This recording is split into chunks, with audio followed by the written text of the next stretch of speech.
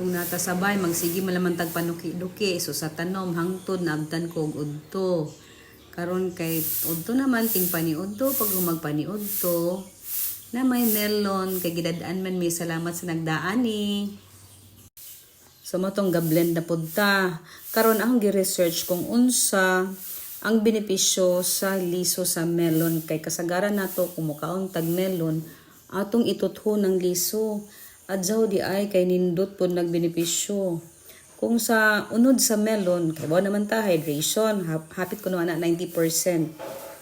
Makatabang sa pagpugong sa dehydration. Na may vitamin C, vitamin A, so vitamin A, beta-carotene, napod na potassium, then low pud ang calories, maayo sa digestion. Ang nakapakuan ni kay ang liso.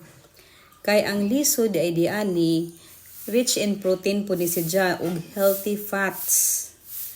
Kay giingon nga ang liso sa melon adunay good fats ug protein nga kikinahanglan sa lawas. Naapod nay antioxidant properties. Unsa man ang naa? Adunay polyphenols ug flavonoids nga makapugong sa inflammation ug cell damage. Naapod na si jay zinc ug magnesium. Yati aw pa liso jay pangtutura nato. Mga minerals nga importante sa pagpalig-on sa immune system ug function sa atong utok. And then energy boosting pa jud. Kung pananglit kanang liso nga gitutho, imong prituhon or itoast ba hinuon. Pwede na po na himuon ang liso anang pang snacks kay puno na sa energy. Pwede po di kuno ang liso nga himuon og tea o powder. Ang uban ana nagamit isip usa ka herbal tea alang sa ilang kidney health og detoxification.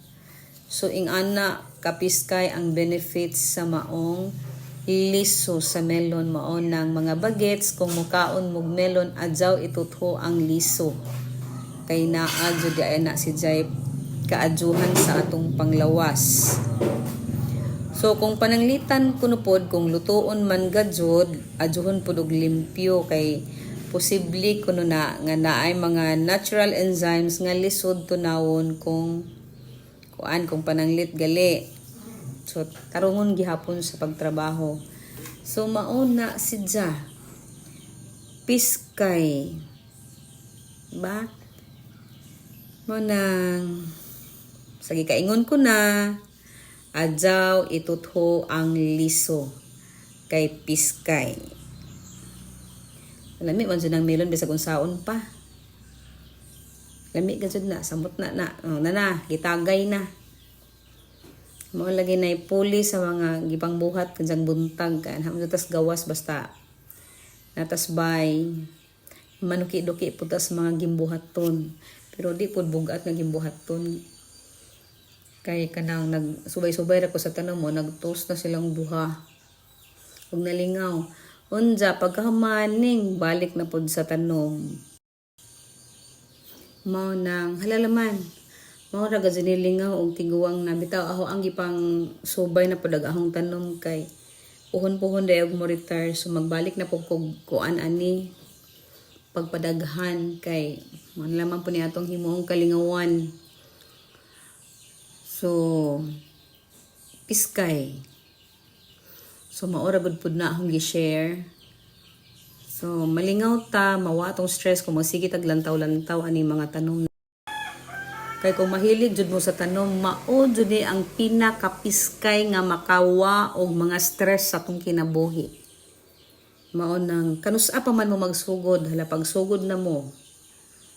Go na. So sharing. All time